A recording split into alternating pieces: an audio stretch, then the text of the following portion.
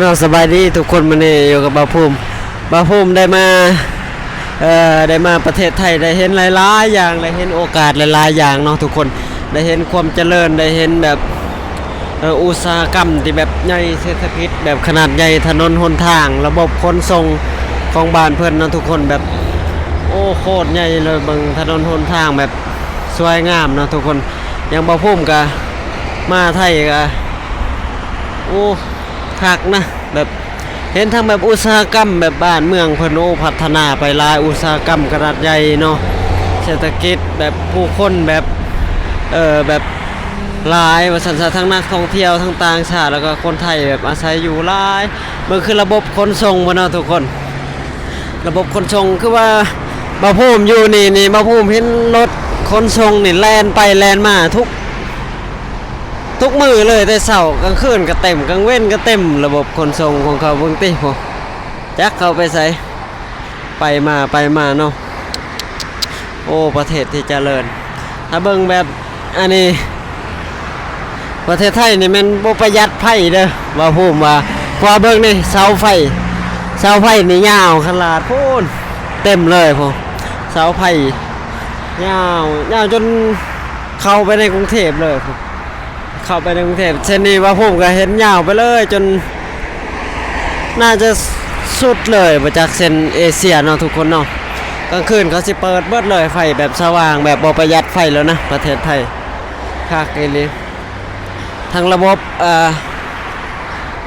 คมนาคมขนส่งของเขานี่โอ้เขาแบบบริหารจัดการได้ดีเนาะทุกคนอันนี้บ่าวภูมิบ่ได้อยู่ในกรุงเทพเนาะทุกคนบ่าวภูมิอยู่ต่างจังหวัดเนาะทุกคนขณะต่างจังหวัดเนี่ยมันยังเจริญขนาดนี้ถ้าแบบอยู่ในกรุงเทพทำได้ถ้ามีโอกาสบ่าวภูมิก็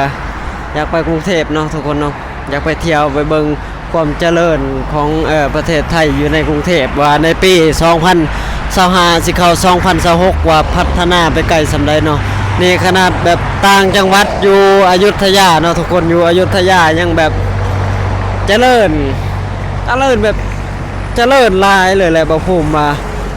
อย่างอยุธยานี่มีทั้งอุตสาหกรรมรถจนะที่แบบอุตสาหกรรมขนาดใหญ่อุตสาหกรรมไฮเทคเนาะทุกคนบ่าวภูมิได้มาเห็นบ้านเมืองเพิ่นมีเศรษฐกิจขนาดใหญ่เนาะทุกคนเนาะมีห้างสรรพสินค้ามีแบบประชากรอาศัยอยู่หลายถือว่าหนาแน่นเติบบ่าวภูมิว่าเพราะว่าตามห้องพักห้องเช่านี่เต็มเมิดคนอาศัยอยู่โอ้ประเทศเขาเฉพาะว่าประเทศเขาเจริญหลายเนาะทุกคนเนาะมีอุตสาหกรรมมีหยังหลายๆอย่างที่มันพัฒนาไปที่บ่าวภูมิอยู่บ้านนอกเฮาบ่เคยเห็นเนาะเฮามาได้มาเห็นตื่นตาตื่นใจแค่ถนนหนทางนี่ก็โอ้แบบความงามบ่ให้เว้าเลยเบิ่งนี่ทุกคนโคตรงามเนาะถ้าเวลากลางคืนแห่งสิงามกว่านี้เพราะเวลากลางคืนเขาสิเป็นเวลาที่เขาแบบเปิดไฟเนาะเปิดไฟมาทุกดวงเลย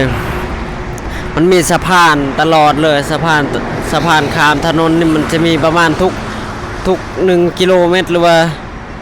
อันนี้ตามชานเมืองเนาะเขาเฮ็ดสะพานลอยให้ประชาชนได้ข้ามทางสบายสะพานกลับรถเบิ่งรถล่างแต่ละมือจักเข้าไปใส่พุ่น